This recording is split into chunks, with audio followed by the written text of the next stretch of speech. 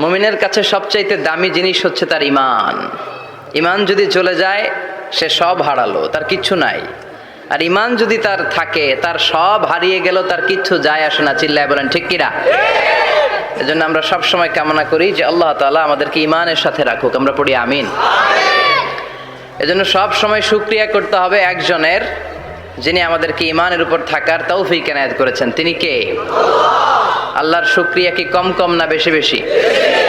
বিশ্বনবী সাল্লাল্লাহু আলাইহি ওয়াসাল্লাম মসজিদে নববীতে সালাতের ইমামতি করছেন। আল্লাহু আকবার বলে নামাজ শুরু করলেন। রুকুতে গেলেন, রুকু থেকে দাঁড়িয়ে পড়লেন সামি আল্লাহু লিমান হামিদা। ফিসফিস আওয়াজে পেছনে থাকা সাহাবারা পড়লেন রব্বানা ওয়ালাকাল হামদ। এক সাহাবী অতিরিক্ত বাড়িয়ে পড়লেন হামদান কাসীরান তাইয়িবান মুবারাকান ফীহি। পারেন না সবাই? পড়েন হামদান কাসীরান তাইয়িবান মুবারাকান ফী। আবার আওয়াজ করে পড়েন হামদান কাসীরান তাইয়িবান মুবারাকান ফীহি। বিশ্বনবী সালাত শেষ করলেন, সালাম ফিরালেন, মুসল্লিদের দিকে মুখ ফিরিয়ে বললেন সামি আল্লাহু লিমান হামিদা বলে যখন আমি দাঁড়িয়েছি, তোমরা ফিসফিস করে পড়েছ রব্বানা ওয়ালাকাল হামদ। কে যেন পড়েছ হামদান কাসীরান তাইয়িবান মুবারাকান ফী। কে পড়েছ? আমি তো এটা কখনো শিখাই নাই, কোত্থেকে পেলে? কেন পড়েছ? দাঁড়াও। কেউ দাঁড়ায় না, ডানে বায়ে সামনে পেছনে কেউ দাঁড়ায় না, সবাই ভয় পেয়ে গেছে যে কি যেন কি হয়। বিশ্বনবী অভয় দিলেন, বললেন যে আমি কিছু বলবো না, দাঁড়াও। বিশ্বনবী অভয় দেওয়ার পর এক সাহাবী হাত তুলে দাঁড়িয়ে বললেন ইয়া রাসূলুল্লাহ আমি পড়েছি। বিশ্বনবী বললেন কেন পড়েছ? আমি তো এটা শিখাই নাই। সাহাবী বললেন ইয়া রাসূলুল্লাহ আল্লাহর প্রশংসা আমার কম কম করলে অন্তর জুড়ায় না, আমার করতে মনে চায় বেশি বেশি। এজন্য আমি নিজ থেকে এটা বানিয়ে বাড়িয়ে মিলিয়ে পড়ে দিয়েছি হামদান কাসীরান তাইয়িবান মুবারাকান ফী। বিশ্বনবী বললেন ভয় নাই, চিন্তা নাই, টেনশনের কোনো কারণ নাই, কারণ আমি সালাতে থাকা অবস্থায় দেখেছি তোমার এই অতিরিক্ত চারটা তাসবির সওয়াবটা বিদউ ওয়া সালাসুনা মালাইকা, 30-এরও বেশি ফেরেশতা কে কার আগে এই সওয়াবটা আল্লাহর আরশে পৌঁছে দিবে এ নিয়ে আকাশে প্রতিযোগিতা চলছিল। এজন্য আল্লাহর প্রশংসা বেশি বেশি করার দরকার আছে না নাই? বিশ্বনবী সব সময় আল্লাহর প্রশংসা করতেন আর দোয়া করতেন, আল্লাহ আমি যেন বেশি বেশি আপনার প্রশংসা করতে পারি, আমি যেন আপনার শুকরগুজার বান্দা হতে পারি। আল্লাহুম্মা জাআলনি সাবুরা ওয়া জাআলনি শাকুরা ওয়া জাআলনি ফি আইনি সগীরা ওয়া ফি আয়ুনিন নাসি কাবীরা। এর মানে হচ্ছে আল্লাহ আপনি আমারে ধৈর্যশীল বানান, আপনি আমাকে শুকরগুজার বানান, আমার চোখে আপনি আমারে ছোট বানান, গোটা বিশ্বের মানুষের চোখে আপনি আমারে বড় বানান। পড়েন আমিন। নিজের চোখে নিজেকে কি করবেন? ছোট। তাহলে মানুষের চোখে বড় বানায় দিবে কে? আর নিজেই যদি বলেন আমি বড়, ফেরাউনের মতো আনা রব্বুকুমুল আ'লা, আমি তোদের বড় খোদা, আল্লাহ কয় তুই হইলি হুদা। ঠিক কিনা? বড় হইতে পারে নাই, নীল নদের পানিতে সুবাই সুবাই আল্লাহ মারছে। চিল্লায় বলেন ঠিক কিনা? পৃথিবীতে কেউ তো স্থায়ী হয় না, হোক না সে ফেরাউন কিবা নমরুদ, কেউ ভাবে চিরদিন রয় না, কেউ ভাবে চিরকাল রয় না। পৃথিবীতে কেউ তো স্থায়ী হয় না, হোক না সে ফেরাউন কিবা নমরুদ, কেউ ভাবে চিরদিন রয় না, কেউ ভাবে চিরকাল রয় না। চিল্লায় বলেন ঠিক কিনা? তারা শুকরিয়া করে বেশি, এটা পাই নাই ওইটা পাই নাই এগুলো বলবেন না, কারণ আপনি যেটা পাইয়া খুশি না, অনেকে এইটা পাওয়ার জন্য সংগ্রাম করে যাচ্ছে। আপনি এখন যেই জায়গাটাতে আছেন এই জায়গাটাতে পৌঁছা অনেকের স্বপ্ন, আপনি এটা পেয়ে খুশি না, কিন্তু আপনার জায়গায় পৌঁছার জন্য অনেকে স্ট্রাগল করে যাচ্ছে, সংগ্রাম করে যাচ্ছে। আপনি যেই পজিশনে আছেন শুধু এই পজিশনে আসাটাই অনেকের স্বপ্ন, তো শুকরিয়া করবেন না কেন? এজন্য সব সময় আমাদের বেশি বেশি শুকরিয়া করতে হবে কার?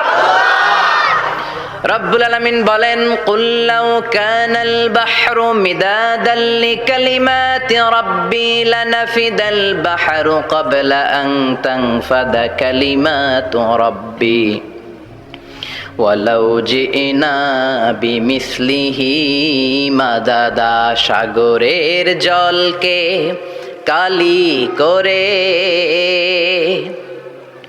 গাছের পাতাকে খাতা করে, তোমার মহিমা লেখা শেষ হবে না, যদিও লিখি প্রভু জীবন ভরে।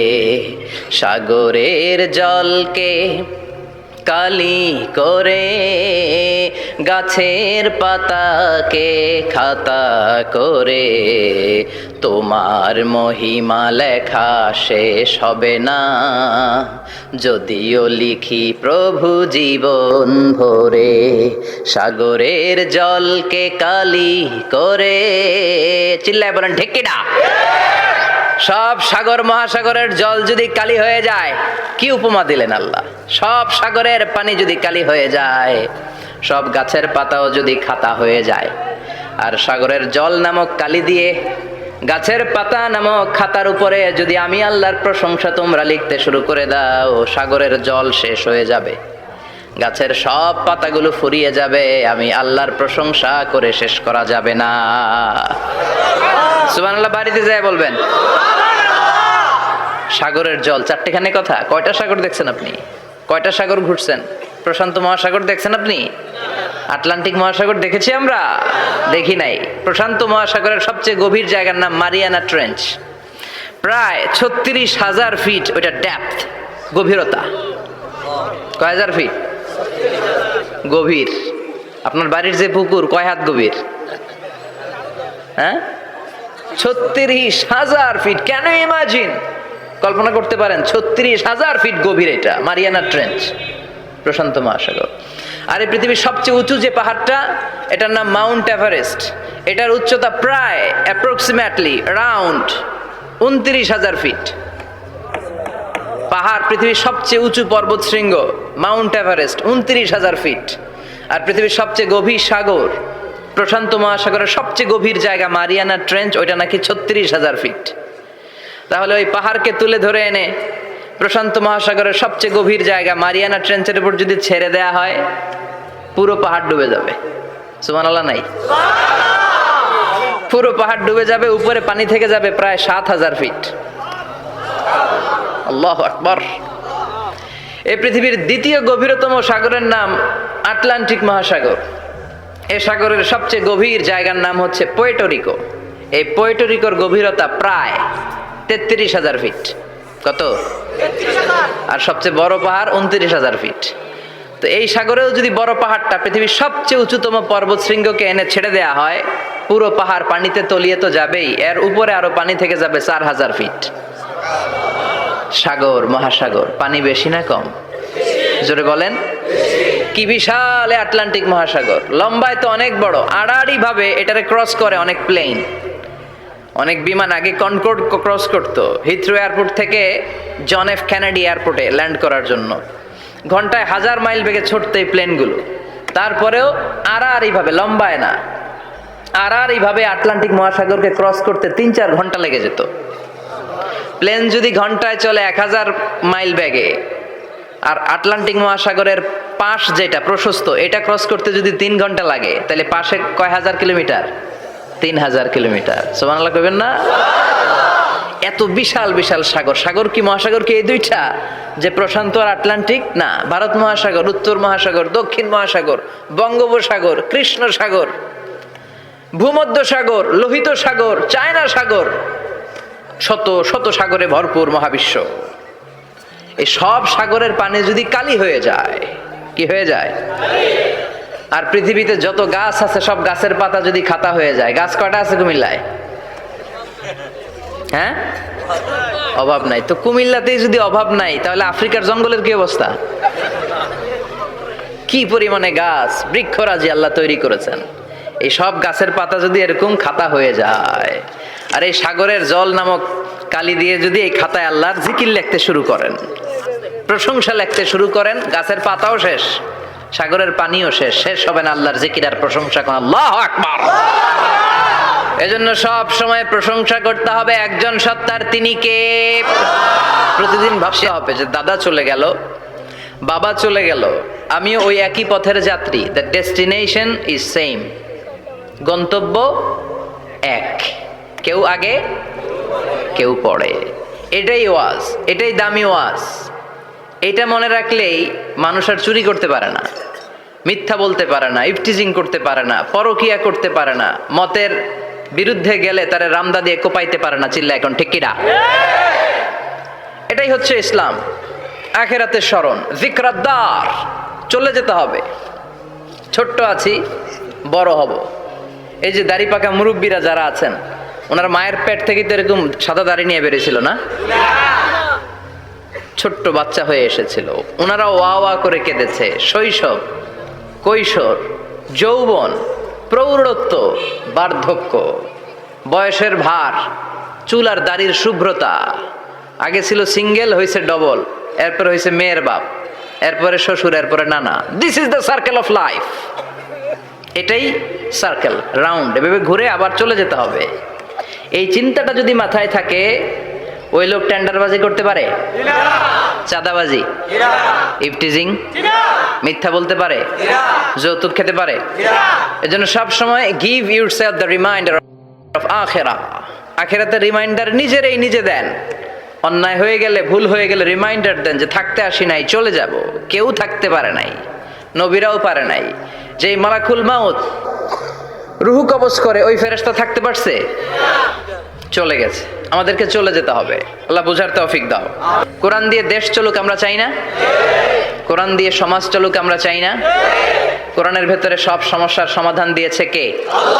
সমাধান চাও যদি জীবনে মরণে, ফিরে যাও খুঁজে নাও, চোখ রাখো কোরআনে। পড়েন সবাই, সমাধান ফিরে যাও খুঁজে নাও, চোখ রাখো কোরআনে। If you want the solution this দুনিয়া এন্ড আখিরা, go back, have a look to the holy কোরআনে। ঠিক কি না?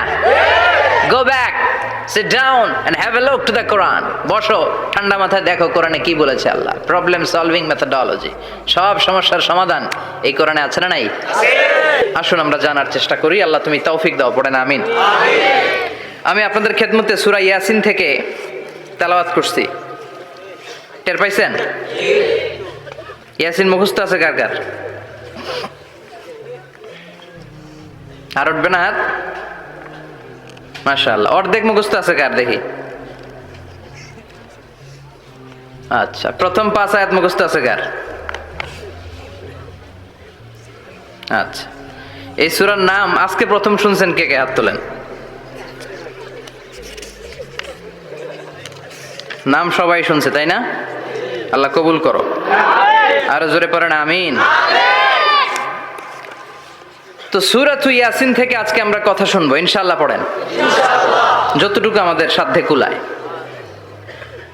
এটা মাক্কি সূরা। সূরা ইয়াসিনটা কি সূরা? বিশ্বনবীর জীবনে 2টা পর্ব, একটা মাক্কি পর্ব, একটা মাদানী পর্ব। একটা হচ্ছে মাক্কি ইনিংস আর একটা মাদানী ইনিংস। ক্রিকেটে ইনিংস থাকে, ফার্স্ট ইনিংস, সেকেন্ড ইনিংস, বুঝতে সুবিধা না? কমন পড়ছে সবার? তো এটা হচ্ছে বিশ্বনবীর মাক্কি ইনিংসের একটা সূরা। মাক্কি ইনিংসের বৈশিষ্ট্য হচ্ছে বিশ্বনবী তাওহীদের দাওয়াত দিয়েছেন, রিসালাতের দাওয়াত দিয়েছেন, আখিরাতের কথা বলেছেন, একটু নরম নরম কথা বলেছেন। কারণ চারদিকে খালি মাইর। চারদিকে কি? কোরআনের কথা বললে মাইর আছে না? মার খেতে হয়, বকা শুনতে হয়, ঝুঁকি নিয়ে কথা বলতে হয়। চিল্লা এখন ঠিক কিনা? বিশ্বনবীরে বলা হলো এগুলো ছেড়ে দেন, এগুলো ছেড়ে দেন। সুন্দরী নারী দেব, টাকার পাহাড় দেব, ক্ষমতার চেয়ারে বসিয়ে দেব, সব দিব। এই হচ্ছে আমাদের 3 দফা। নারী দেব, সম্পদ দিব, ক্ষমতা দিব। বিশ্বনবী বললেন আমার খালি 1 দফা। আমার কয় দফা? 1 দফা। লা ওয়াদাউ আশ-শামসা ফি ইয়ামিনি, সূর্য যদি ডান হাতেও দাও, ওয়াল কামারা ফি ইয়াসারি, চন্দ্র যদি বাঁ হাতেও দাও, এই কালেমার দাওয়াত থেকে 1 হাতও আমারে পিছনে নেওয়া যাবে না। চিল্লা এখন ঠিক কি না? মুমিন কখনো ভয় পায় না, মুমিন কখনো পিছু হটে না, মুমিন স্ট্র্যাটেজি চেঞ্জ করে, মুমিন কৌশলী হয়। এই রাস্তা দিয়ে যাওয়া যায় না, বসে বসে কেঁদে লাভ নাই, রাস্তা আরেকটা খুঁজতে হবে, আরেকটা রাস্তা বানায় নিতে হবে। এটাই হচ্ছে মুমিনের বৈশিষ্ট্য। আল্লাহ তুমি বুঝার তৌফিক দাও। তো বিশ্বনবীর মাক্কি ইনিংসের খেলার সিস্টেম ছিল ঠ্যাক দিয়ে খেলতেন। ক্রিকেটে কি বলে যে উইকেট বাঁচায় খেলতে হবে, তোমার উইকেট যাতে পড়ে না যায়, তো ঠেকায় ঠেকায় খেলে। তো বিশ্বনবী ঠেকায় ঠেকায় খেলছেন, আর 4 ছক্কা মারছে সব মাদানি ইনিংসে। সুবহানাল্লাহ নাই? মাদানি ইনিংসে বিশ্বনবী গর্জে উঠলেন, জ্বলে উঠলেন আপন শক্তিতে। রবি না? তো বিশ্বনবী মাদানি ইনিংসে যেটা করেছেন সেটা হচ্ছে সমাজ সংস্কার করেছেন। He was a very good reformer of the society. As a father, as a husband, as a reformer of the society, as a lawgiver, as a lawmaker, as a commander, and as a messenger, Muhammad is the superman of the world. স্বামী হিসেবে, বাবা হিসেবে, নেতা হিসেবে, নবী হিসেবে, সমাজ সংস্কারক হিসেবে, আইন প্রণেতা হিসেবে মুহাম্মদ হচ্ছেন এই পৃথিবীর জন্য সুপারম্যান। তার কোনো তুলনা হয় না, বিশ্বনবীর কোনো তুলনা হয় বিয়ন্ডলেস, বাউন্ডলেস, বটমলেস। তার নিয়ে কথা বলতে গেলে সময় ফুরায় যাবে, মাইকের ব্যাটারি শেষ হয়ে যাবে, মাগার কথা শেষ হবে না। এজন্য ওনার জীবনের ক্ষেত্রে বলা হয় বিয়ন্ডলেস, বাউন্ডলেস, বটমলেস, অসাধারণ ব্যক্তিত্ব, সুপার ক্যালিফ্রাজিলিস্টিক এক্সপিয়ালিডোসাস, অসাধারণ, যার কোনো তুলনা হয় না, এক্সেলেন্ট, আনপ্যারালাল। মাদানী জীবনে উনি সশস্ত্র সংগ্রাম করলেন, সংস্কার করলেন সমাজটাকে, সেনাবাহিনী বানালেন। তখন আর নরম নরম ভাবে খেলে নাই, গরম ভাবে খেলেছে। এটা হচ্ছে ইমানের দাবি। মুমিনরা কৌশলী হয়, যখন যে পরিস্থিতি, ওই পরিস্থিতির সাথে তাদের স্ট্র্যাটেজি তারা পাল্টায়। তো বিশ্বনবীর মাদানী ইনিংসে এই সূরা নাজিল হয়নি, হয়েছে মাক্কি ইনিংসে, মাক্কি সূরা। এই সূরার অনেক ফজিলত, ছোটবেলা থেকেই সূরা ইয়াসিনের অনেক ফজিলতের কথা আমরা শুনেছি না? বিশ্বনবী বলেছেন ইন্না লিকুল্লি শাইইন কলবান ওয়া কলবুল কোরআনি সূরাতু ইয়াসিন। সব জিনিসের একটা কলব আছে, হৃদয় আছে, অন্তর আছে, আর কোরআনের কলবের নাম হচ্ছে সূরা ইয়াসিন। বিশ্বনবী বললেন ইন্না লিকুল্লি শাইইন কলবান, সব জিনিসের একটা কলব আছে। ওয়া ইন্না কলবাল কোরআনি সূরাতু ইয়াসিন, আর কোরআনের কলবের নাম হলো সূরাতু ইয়াসিন। মান ক্বারাআ সূরাতা ইয়াসিন মাররা ওয়াহিদা, একবার সূরাতু ইয়াসিন তেলাওয়াত করলে 10 পারা কোরআন খতমের সওয়াব হয়ে যায়।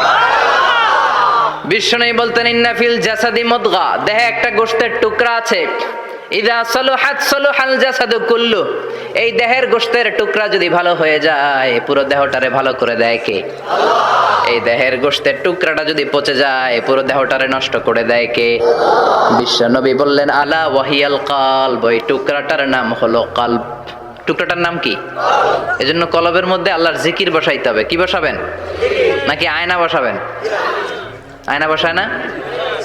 আয়না বসাইয়া দে মোর দয়াল বাবা, কেবলা কাবা, সব মুখস্থ। আয়না বসাইয়া দে মোর, নবীর কলবে আয়না বসায় নাই নবী। সেদিন আবু বকর, ওমর ফারুক, কেউ আয়না বসাইছে? আবু হানিফা, শাফিঈ, এরা কলবের মধ্যে আয়না বসাইছে? বসাইছে জিকির। চিল্লায় বলেন বসাইছে কি? এজন্য আল্লাহ বললেন আলা বিযিক্রিল্লাহি তাতমাইন্নুল কুলুব, দুনিয়ার কোন জিনিস দিয়ে কলব ঠান্ডা হয় না, দুনিয়ার কোন জিনিস দিয়ে কলব পরিচ্ছন্ন হয় না। কলব শুধু পরিচ্ছন্ন হয় একটা জিনিস দিয়ে, লা ইলাহা ইল্লাল্লাহ, লা ইলাহা ইল্লাল্লাহু মুহাম্মাদুর রাসূলুল্লাহ সাল্লাল্লাহু আলাইহি ওয়াসাল্লাম। তাহলে